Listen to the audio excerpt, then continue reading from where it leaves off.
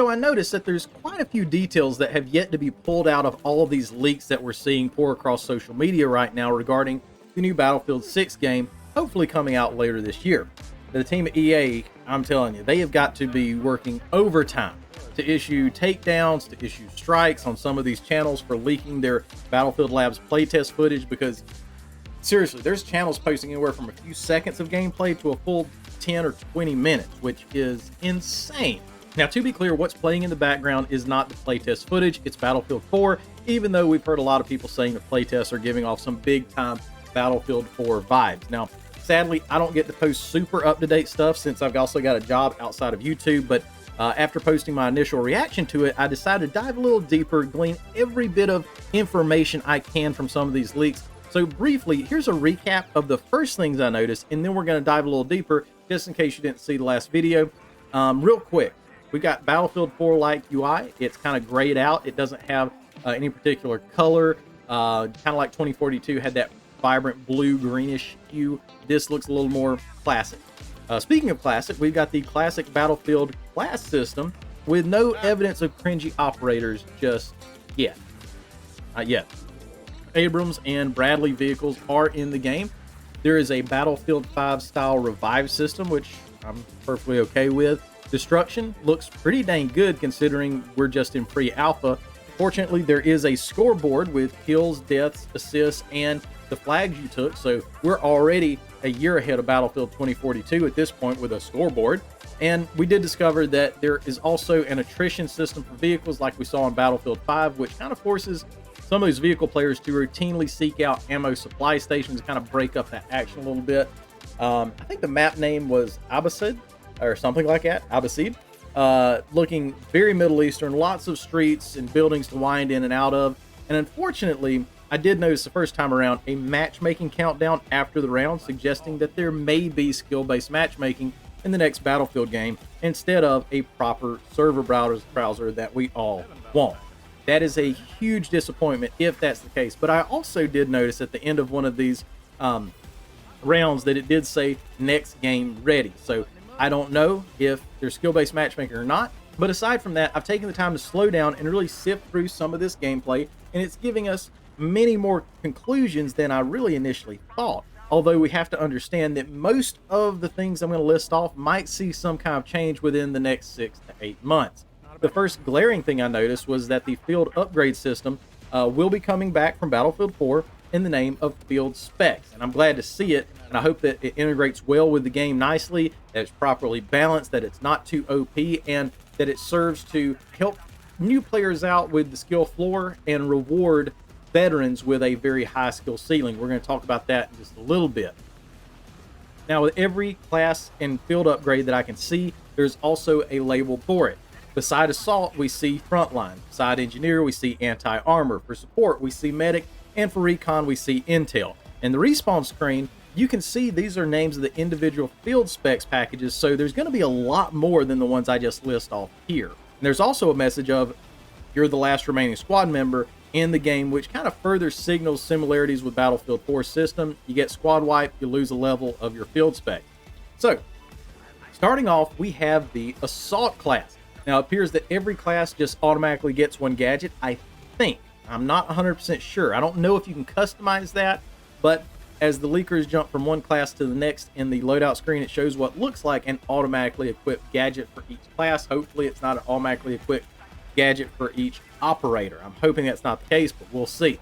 In this case, the assault class has the med pen, and for the frontlines field spec upgrade, you get level 1, which is Grenadier, which allows you to, quote, carry more grenades. It doesn't say how many more. I would guess it would be from 1 going up to 2. I will say that while I was watching some of this, I was paying attention to chat and what people were saying in the game, and I saw someone asking why grenades don't go very far. The reply was to hold G for longer, for a longer throw, so there appears to now be kind of a charge-up mechanic for grenades now. We'll see how that plays. Level 2 of the Frontlines field spec is flat. Resistance to explosive damage, but it does not specify how much. I'd probably guess around 10%, but I don't know. Level 3 is Gadget Reload, allows you to reload your gadgets faster. And level 4 is Heavy Flat. This is once you unlock level 4, you have the option to press L1 and R1 to temporarily gain extreme damage resistance against explosives. Now, one thing that I'm already seeing that is different in the field spec upgrades versus Battlefield 4's field upgrades is these levels do make a little bit more sense in Battlefield 4. And the thing I like about the level 4 upgrade of each and every one of these is it's giving you an extra tool that's not passive. It's something that you have to use. So if I know that, you know, a grenade just landed beside me and I've been paying attention, I know I've got level 4 of my field upgrade kit ready to go. I hit L1 and R1 and it might actually get me out of a sticky situation, but I have to know, be paying attention and focused in enough to understand that I have that tool at my disposal. So I do think that level 4 in several of these has a good potential to heighten that skill gap or heighten the skill ceiling so veterans can get better. And that's what I want to see. That's what's going to give this game some life. Now let's swap over to engineer, and it seems you already have the repair tool equipped when dropping in. We were also able to spy the anti-vehicle field spec. With this field spec, you get level 1, which is the anti-armor tree, allows you to slow down vehicles that you heavily damage. Now, I don't know what this has to say about vehicle gameplay or anti-vehicle gameplay. If I don't have this, can I slow them down at all, or do I have to deal 100% damage before they die, or do I have to deal more damage before I disable the vehicle? We don't really know just yet. But with level 2, you got Dogpile. That reloads your rocket launchers a lot faster. Doesn't say by how much, it just says faster. That could be the vehicle sweat's worst nightmare, is having maybe 2 or 3 people around with rockets with this perk. Level 3 allows you to mark target. Vehicles you damage or spot are easier to lock onto, which makes them more susceptible to more damage. Level 4 is the thermite drone. Press doesn't say what to press. I would imagine it would be L1 and R1. That's what the rest of these is in. But it says press to deploy a suicide drone capable of disrupting vehicles on detonation. Now, considering it's thermite, I don't think it's EMP. So disrupting, I think, would mean dealing damage, but we'll see.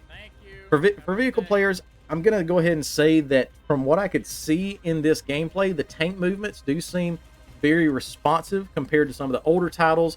In Battlefield 4 and Battlefield 1, it seemed like the tank would have to really wind up a little bit before moving or reaching its full speed.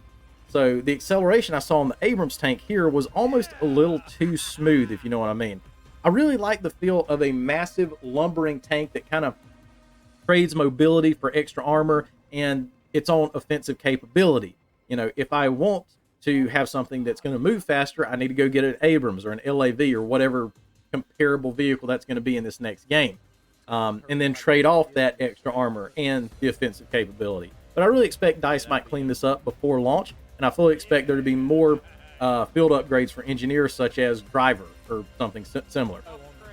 And now we see the support class, and the new thing we learned here is that the role of medic is going to go back to the support class. And in the chat windows of leaker footage, I could see players confirming to one another that the supply bag grants not only ammo and gadget munitions, but health as well. Now, whether the ammo and health crates will become separated by the release of this game is yet to be seen.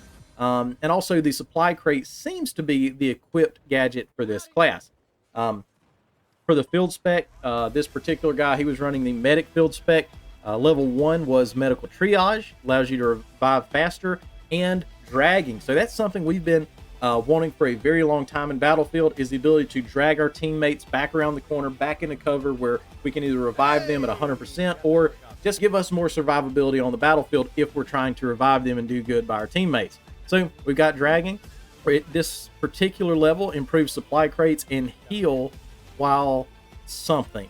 Most of this footage was very blurry, and that's something that I could not make out. Maybe it means stationary. I'm really not sure, but you're allowed to heal people, I guess. I'm not sure.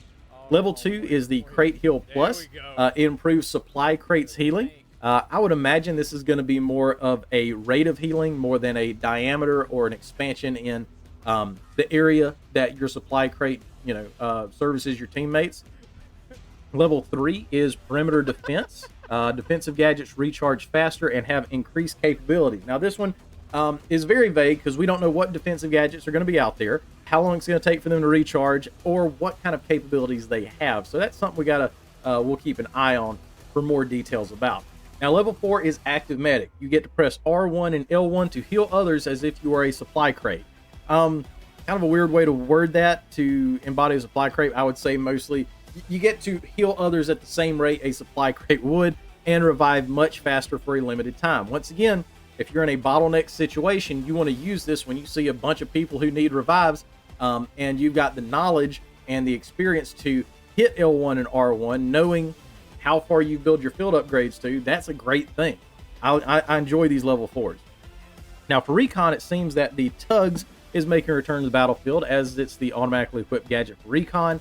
The Intel Field Spec upgrade that we get to see starts off with level 1 Sniper Tree, spot by aiming. So basically, just like in Battlefield 4 when you would put on your target detector, that's now what you've got with level 1 of the Sniper Tree. Eliminate weapon sway and gain resistance to spotting yourself. This actually seems pretty decently powerful just for level 1. Let's keep going. Level 2, Despicable. Enemies you shoot in the chest with bolt action rifles are revealed and heal slower.